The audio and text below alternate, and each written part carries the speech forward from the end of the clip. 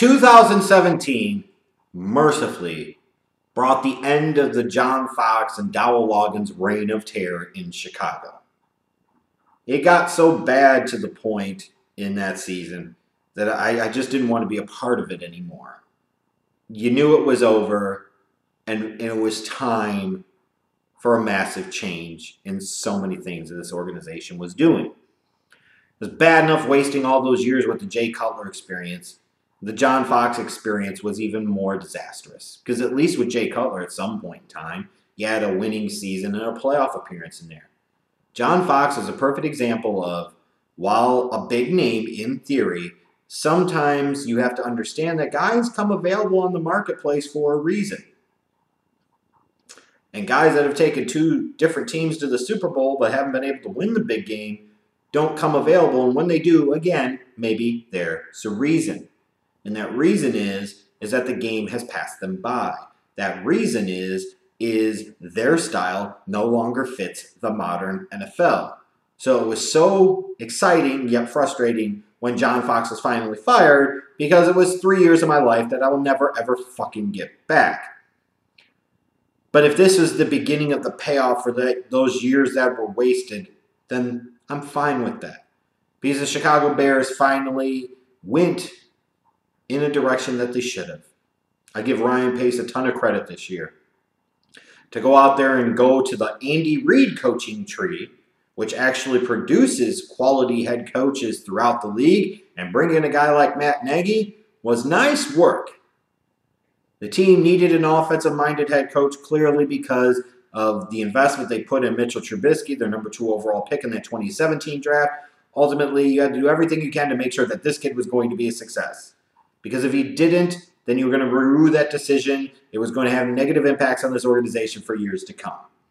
And then with the cap space that the Bears had, Ryan Pace went to work, signed Allen Robinson away from the Jaguars, Trey Burton away from the Super Bowl champion Eagles, Taylor Gabriel away from the Atlanta Falcons.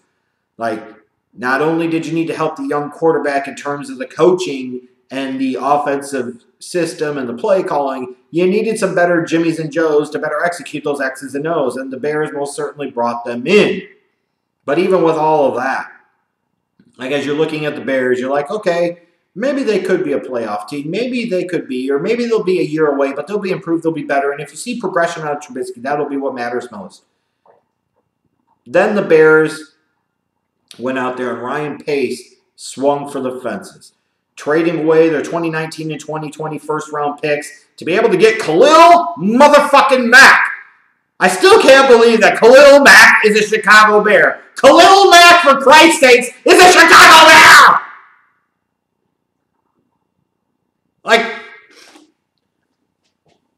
I don't give a shit about the first-round picks at this point. When you could sit there and you could bring in that type of difference maker, that type of elite player in the prime of his career, you have to do it. I never really thought it was possible or something that Ryan Pace would explore or that the Bears would even think was feasible. And I was wrong, and thank God I was wrong. Because obviously I would want Khalil Mack. I've been a major proponent of his for 5 fucking years now. And to see all of this come full circle to where I go from being huge on him in the 2014 draft cycle to now, a few years later, he's a member of my beloved Chicago Bears. Woo! It feels good. It feels really good. And it feels really good to see the Bears utilizing their cap space intelligently, wisely, and using it to address big holes and try to get impact players, not just bring in guys. Like Allen Robinson is a number 1 type of wide receiver when healthy. You could say Trey Burton was a gamble on upside. Taylor Gabriel, though, is a really nice number 2 or slot option. But Khalil Mack is a freaking future Hall of Famer.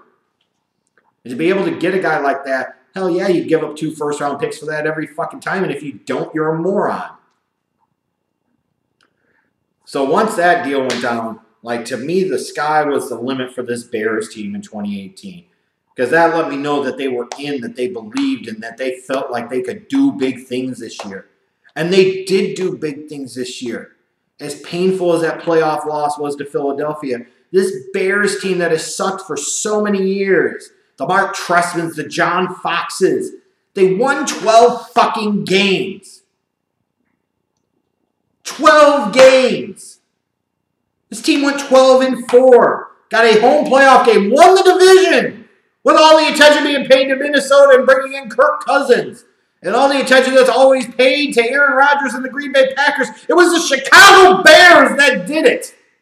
That won that division, that made the playoffs. And beyond all of that, they clinched the division against the Green Bay Packers. Like, that felt good. That felt really, really good. All these years of watching the Bears consistently lose twice to Aaron Rodgers. They finally got him. And it meant something. Like, this season meant something in and of itself, and it means something for going forward. And even with that, like, all the great things that happened this year, winning 12 games, elite defense, and you look at them, and there's still room for improvement and growth, which is frustrating on the one hand because you say, damn it, what would have happened if they would have been better in these spots? But then you say, what happens if they are better in these spots? But sometimes it's the little things that matter. They really, really do. Like that week 1 loss to the Packers was embarrassing. Have them down 20 at half and lose for the whole nation to see, standalone Sunday night game. That sucked. Bears win that game, you're talking about a 13-3 team. A team that has a first-round bye at the least in the NFC playoffs. How different do things go? Then coming off of the bye, losing to the Dolphins, that was really costly. You lost to fucking Brock Osweiler. It'll always be remembered to me as the Brock Osweiler game. That just can't happen. But think about it, even if you let that crap happen with Aaron Rodgers, if you manage to beat Brock Osweiler and fucking Adam Gase and those mediocre-ass Dolphins, you're still 13-3. Or for God's sakes, if you do beat the Packers and you beat the Dolphins, you're fucking 14-2. And you could even talk about that Patriots loss. The Bears were a yard short on the Hail Mary of potentially tying the fucking game. But it's that loss to the Giants. That was perhaps the most costly of all. Like, that just can't happen. The Giants were done. They were toast. Yes, it was a road game. And that was the problem with some of these games. Dolphins game was a road game. Giants game was a road game. Packers game was a road game. But you just couldn't lose to that team in that spot. But you realistically look at this Bears team, and what's so both exciting and frustrating about it is, out of the 4 losses that they had, they could have potentially won, for sure, 3 of those 4 games. And even the Patriots game, they still had a chance to win it at the end.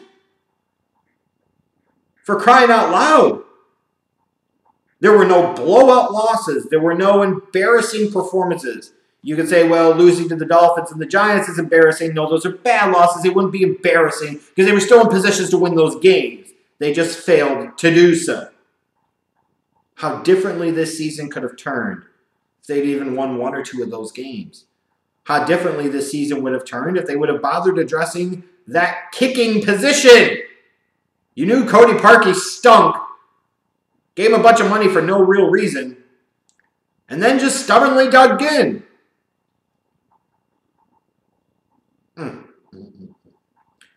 But I need to remind everybody, as much as you want to talk about putting it on the kicker for hitting the upright and the crossbar in that game against Philly, where you've been put in a position to win, you lose and win as a team. And to sit there and entirely put it on one player for a win or a loss is ridiculous. It absolutely is. Because keep in mind, Cody Parkey had been perfect in that game, 3 for 3 in field goals. It was a great performance for him up until that point. Never mind the fact that the ball was tipped. So you say, well, where was the protection in front of Cody Parkey that allowed the ball to be tipped? And you think about the defense gagging on itself in the 4th quarter, which is exactly what they did. You could spin it all you want, you fucking marks, but the fact of the matter remains is that Bears defense that was supposed to be elite didn't play elite in the 4th quarter when they really needed to.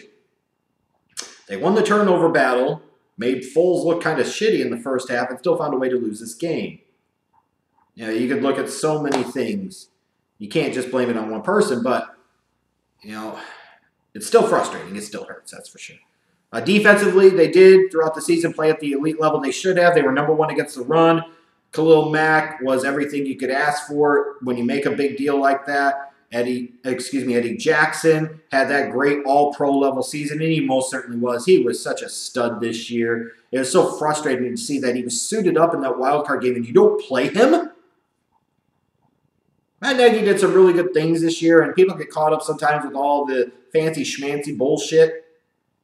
But sometimes some of the things he did just didn't make any sense, and more about that in a second. Akeem Hicks, 7.5 sacks, a 3-down monster, starting to really get more appreciation and notice for just how good of a player he is. But offensively, I look at this team, it's kind of weird because obviously they were better, but what do I really make of Trubisky's year 2? Because he had some moments, the Tampa game and a few other games, where he looked pretty good. He had some other games where he sucked. Missed a couple of games due to injury. Like, to me, I look at this truly as Trubisky's rookie year. And that's not excuse making, that's just reality. Is everything that he did under John Fox and Dowell Loggins in 2017 doesn't count. He actually has competent coaching this time. So this was his rookie season. And for a rookie quarterback, he was okay. He was okay. He showed some clutch genes at some moments, that's for sure. You think about that playoff game at Philly, to be able to put his team in position to win, that's all you could ask for out of a young quarterback in that situation. That gives you hope and promise. But it's really tough when you see how good Deshaun Watson ended up being this year and you see how great Patrick Mahomes was this year, to not have a little bit of regret about this team taking Trubisky number 2 overall. And I'm sorry, Bears fans. No matter how much you want Trubisky to be the guy, he could still potentially be, and he could make me look like a fool in the future, and I certainly hope he does. But you cannot be overly dismissive of this. Is that you could say that Ryan Pace got a lot of things right, and he most certainly did, and obviously was executive of the year. But at the same token, he got it wrong at kicker. He got it wrong potentially at quarterback. Just saying. But you look at this offense, all the creative things that Matt Nagy did this year. You had no 1,000-yard rusher or receiver, which means maybe you spread the ball around and so on and so forth. But to me, sometimes they got a little too cute for their own good. Like, at least you knew Matt Nagy was trying to try. He was trying to do different things. You could tell that he was actually coaching, for God's sakes. What a nice concept. But what was their identity? Like, I'll give you examples. How many times you see Jordan Howard running to the outside and Tariq Cohen running up the middle? Like, something seems off with this equation. Jordan Howard wasn't nearly the same player he's been the previous 2 years, and you can put some of that on Jordan Howard, sure. But I think some of that was the uncertainty of the fit in the offense and Matt Nagy not doing a good enough job with a guy like this who needs consistency of carries in order to establish a rhythm and a tempo, to give him that rhythm and tempo. It was too much. Jordan Howard would have a 5 or 6 yard gain, and then here's Tariq Cohen the next 2 series. Sometimes there were too many gimmicks. Like, if you really look at the Bears' offense, their identity was gimmicks and trickery. It wasn't their passing game. It wasn't the smash-mouth football. What was their offensive identity? It's something they will need to get better at in 2019. They need to have that true go-to. That said, though, there's a lot of reason for optimism with this Bears team. The future looks bright. Most all of their core players on offense and defense are locked up at least for another year, if not 2, 3, or more.